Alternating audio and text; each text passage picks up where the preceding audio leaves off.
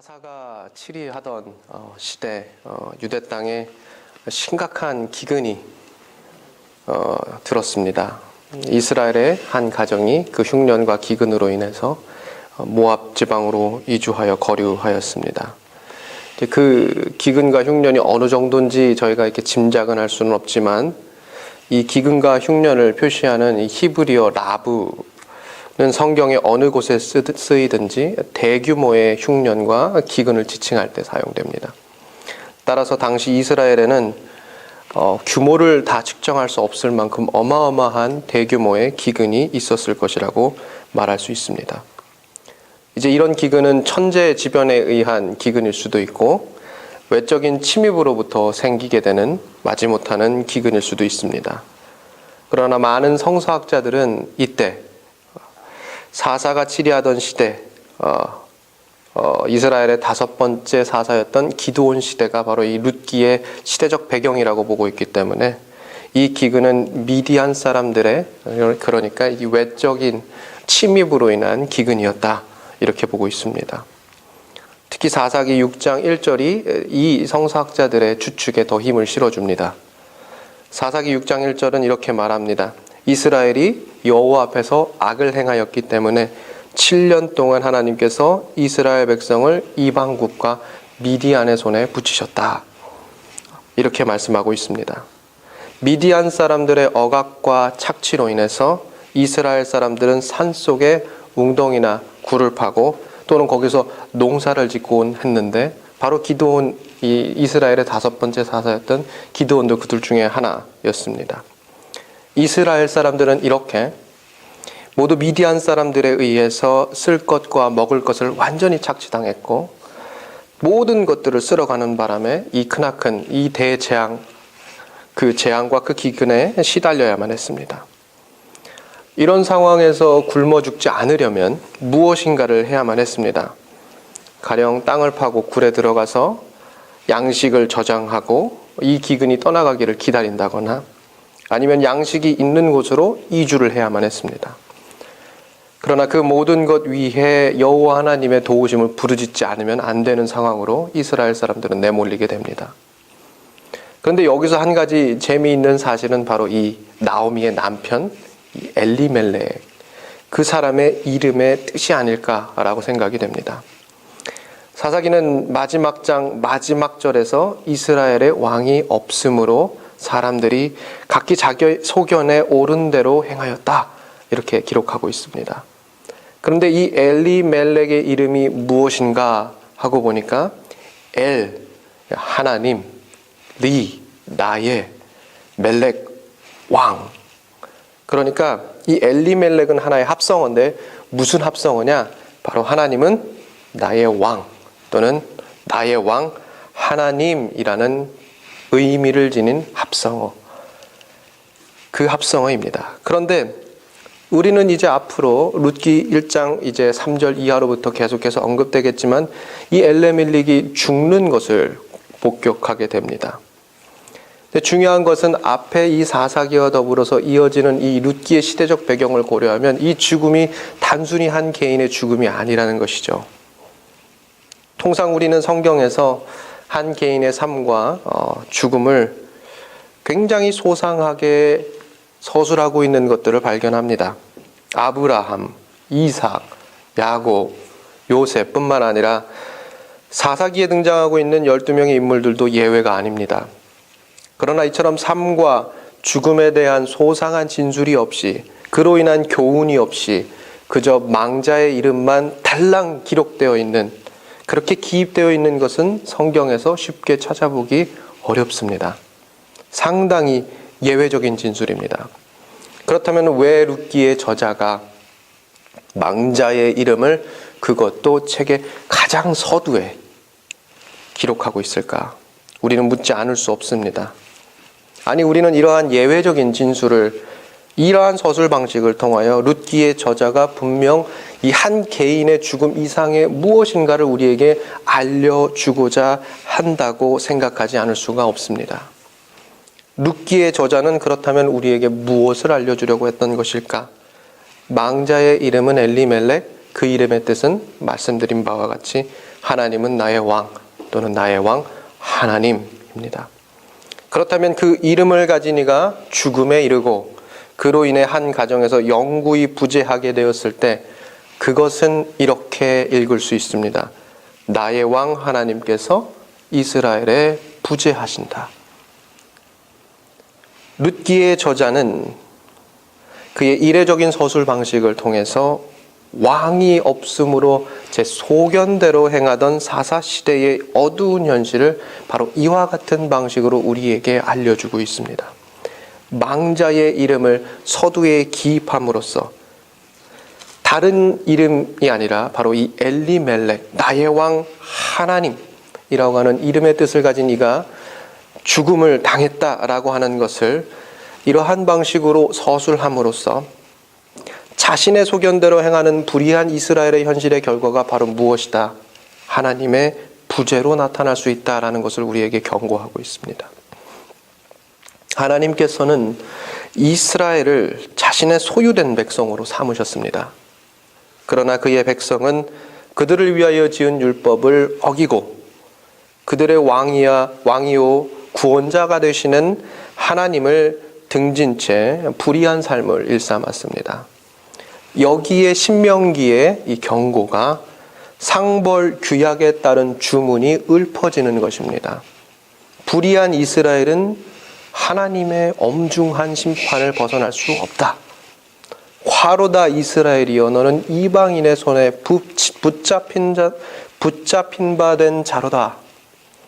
너희의 풍요로운 땅은 이제 전쟁과 기근으로 척박하게 될 것이고 더 이상 너희의 땅에서 너희와 함께 화평을 누리시는 왕, 곧 나의 하나님이라 불리는 그 여호와 하나님께서 부재하게 될 것이다.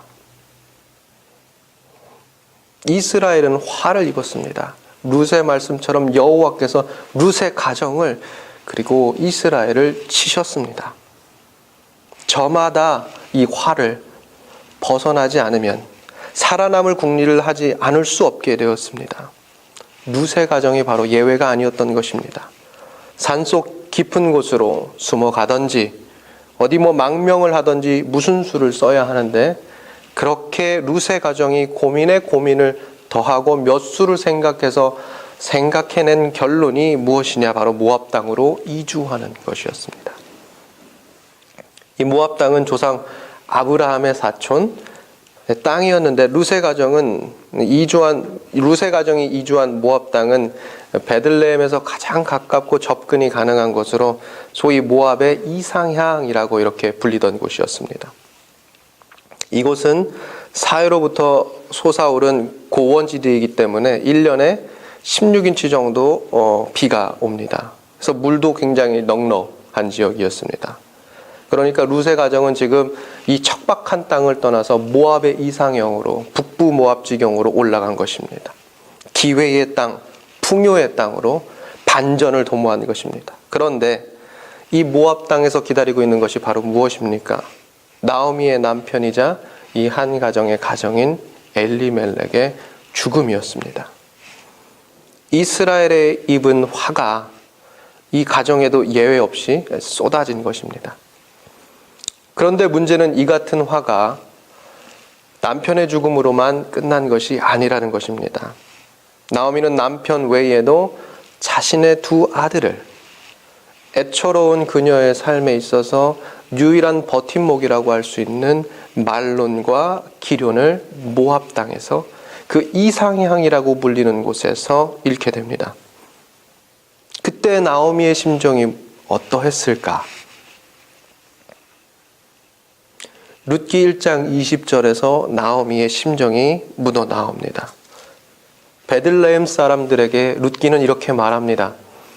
너희는 나를 나오미라 부르지 말고 마라라 불러라. 나오미의 이름은 룻기에서 총 21번 사용됩니다. 그 의미는 즐거움, 아름다움, 기쁨, 사랑스러움 등의 뜻을 가지고 있습니다.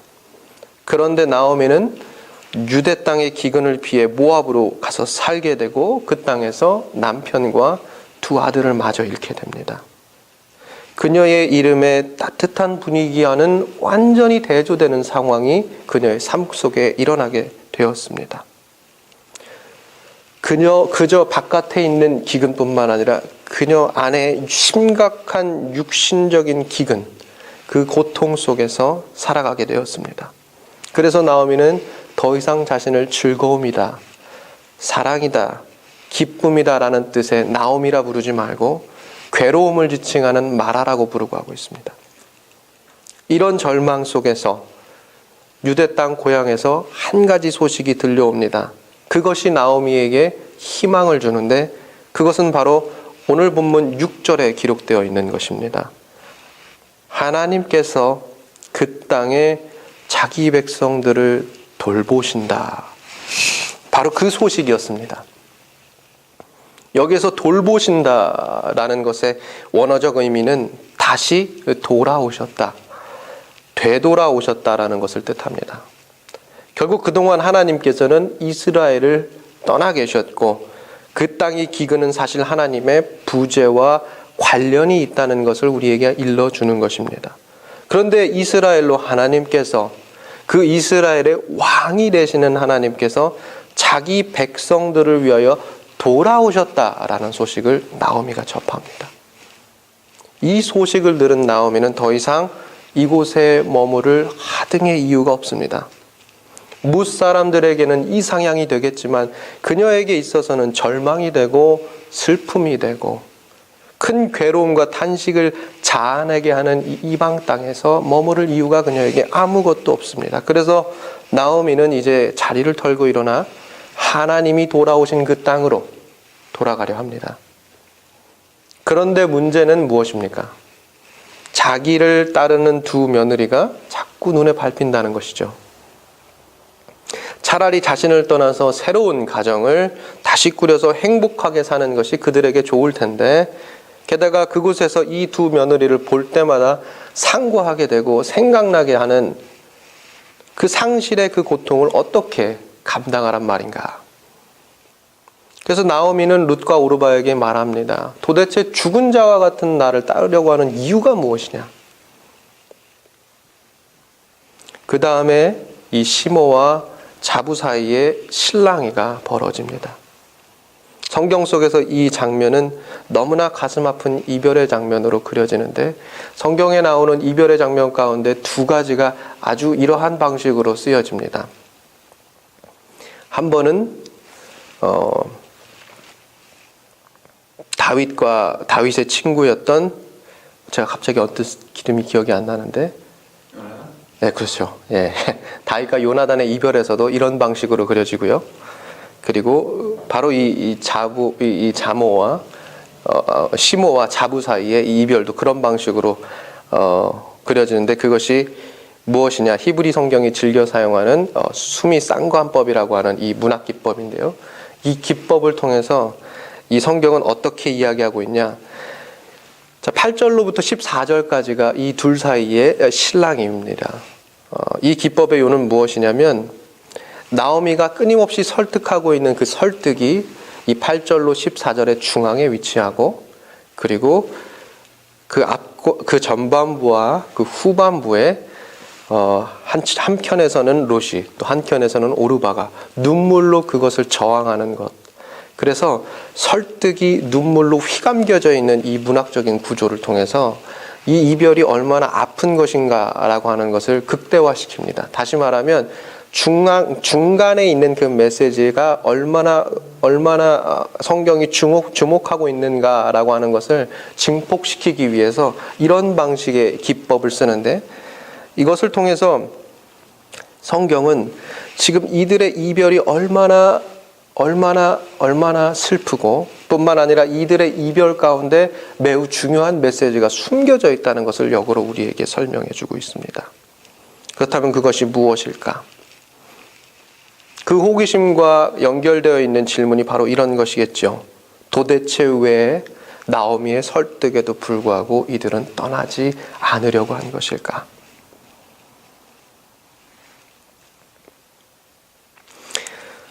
또 다른 궁금증은 이것일 것입니다. 오늘 성경을 자세하게 읽어보면 충분히 알 수 있는 대목에서 비롯된 것인데 바로 룻과 오르바가 어느 출신이냐, 어디 출신이냐 하는 것입니다. 오늘 성경 본문 15절에 보면 나오미는 룻에게 말합니다. 너도 너의 동서 오르바와 같이 너의 백성, 너의 신들에게로 돌아가라. 이 말이 무슨 말입니까? 룻과 오르바는 이스라엘의 출신이 아닙니다.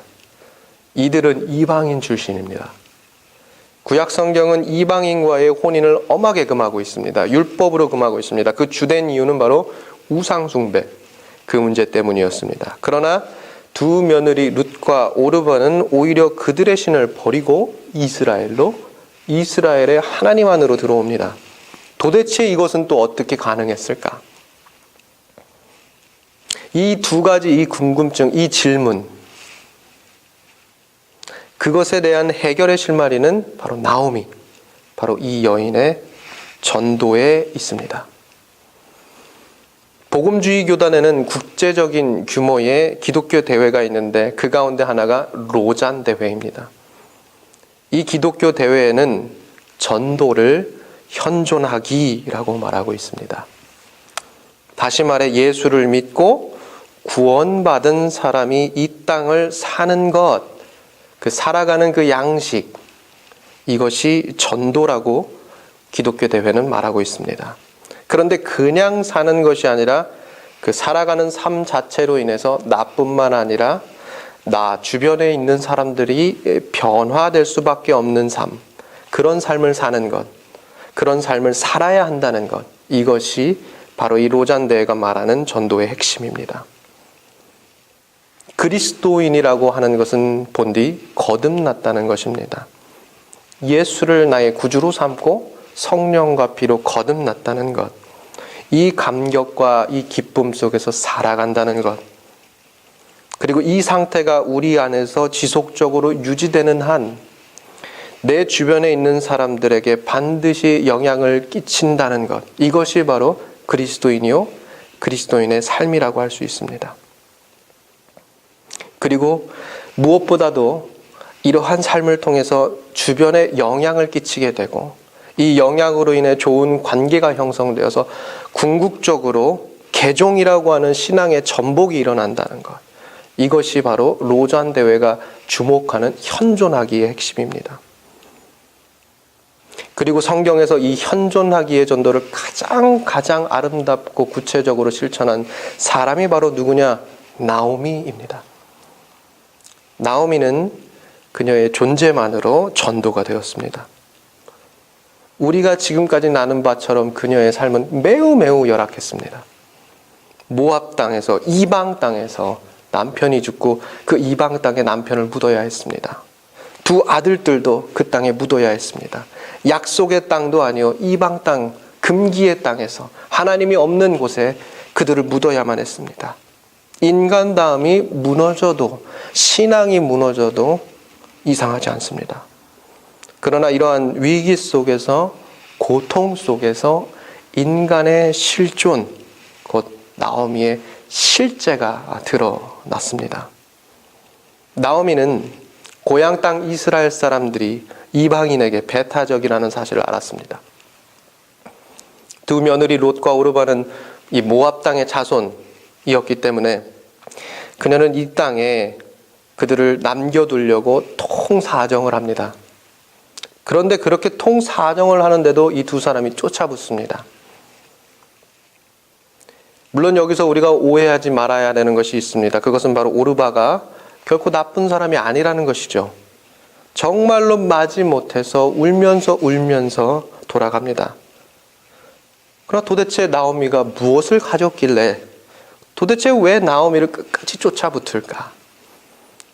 오늘 본문에서도 나오미가 말하고 있지만 이스라엘에 돌아가봤자 결혼시켜줄 남자도 없고 돈도 없고 사람들은 그녀들에게 배타적이고 그러니까 통사정을 합니다. 그런데 룻이 말합니다. 어머니의 백성이 내 백성이 되고 어머니의 하나님이 나의 하나님이 됩니다. 이러면서 울면서 쫓아붙습니다. 우리 한번 생각해 보시기 바랍니다. 내가 사랑하는 사람, 그 사람이 죽었다. 그 삶은 그 자체가 잔혹동화입니다. 아무런 희망도 없고 절망적이기만 합니다. 그런데 이 나오미를 보면 어떻습니까? 더 이상 추락할 것도 없는 이 인생의 맨 밑바닥에서 하나님을 향하여 울면서 돌아갑니다. 게다가 그 시면을 알 수 없는 고통 속에서 자신의 두 며느리를 향한 사랑과 인내를 잃지 않고 자신의 눈물로 그 사랑과 인내를 잉태시킵니다. 그리고 그 사랑과 인내의 눈물은 슬픔으로 뒤얼룩진 두 여인의 존재를 닦아내고 돌아가라는 말 속에서 따르겠다는 마음을 창조합니다. 이것이 나오미의 전도입니다. 사랑과 인내를 통해서 그것을 고통 한가운데에서 잉태시킴으로 인해서 다른 사람의 슬픔을 닦아내고 돌아가라는 말 속에서 따르겠다는 마음을 창조하는 것. 그녀의 아름다운 발걸음이, 나오미의 애정어린 현존이, 따스한 눈물이 사람을 변화시켰습니다. 저는 나오미의 전도에서 나오미의 이 실존을 닮아가려고 하는 성도의 눈물과 사랑과 인내에서 교회의 부흥과 희망을 봅니다. 그저 느슨하고 즐거운 분위기 속에서 응석바지로 자란 그런 사람들에게 교회의 희망과 부흥을 기대할 수는 없습니다. 요한계시록의 말씀처럼 앞으로도 거대한 악과 멈추지 않는 고통은 날로 기승과 위세를 부릴 것입니다. 유행병, 전쟁, 기근, 개인적인 고난이 틀림없이 아주 명백하게 우리 앞에 놓여져 있을 것입니다. 여기 이 총체적인 공격에도 불구하고 하나님이 약하다거나 우리의 인간다움을 잊는다거나 우리의 신앙이 흔들리지 않을, 그래서 믿음의 등뼈가 부러지지 않을 그 성도들에게 하나님은 교회의 부흥과 희망을 맡기셨다고 믿습니다. 이제는 고인이 되신 오카노 목사님께서 아주 짧지만 굵직한 말씀으로 이렇게 말씀하셨습니다. 전도는 구원받은 자들이 구원받은 자답게 사는 것이다. 전도는 사는 것입니다. 뜨겁게, 그리고 불법과 환난과 고통 속에서 식지 않는 사랑으로 인내하며 사는 것입니다. 우리 같이 살아갑시다. 그 여인의 삶처럼 우리 하나님의 사람답게 이 고난 속에서, 이 고통의 현실 속에서 하나님을 향하여 언제나 눈물로 돌아가는 성도의 삶을 살아갑시다. 기도하시겠습니다. 주님, 간구합니다. 인생의 풀이 다 마르기 전에 물이 바다를 덮는 하나님의 영광을 우리 모두 이 땅에서 눈으로 목격할 수 있도록 허락하여 주시옵소서. 구별된 주의 사람들은 오늘도 주의 영광의 나라를 향하여 피를 흘리며 달려갑니다. 이 길 위에서 세상과 투쟁하며 신음하는 주의 백성들을 주님께서 하시오니 크신 주님의 그 위로의 날갯짓을 펼칠사 주님의 따스한 품으로 그들을 안으시고 세상의 지혜로 도저히 알 수 없는 비밀스러운 하늘의 영광을 맛보게 하여 주시옵소서. 예수님의 이름으로 기도합니다. 우리 사도신경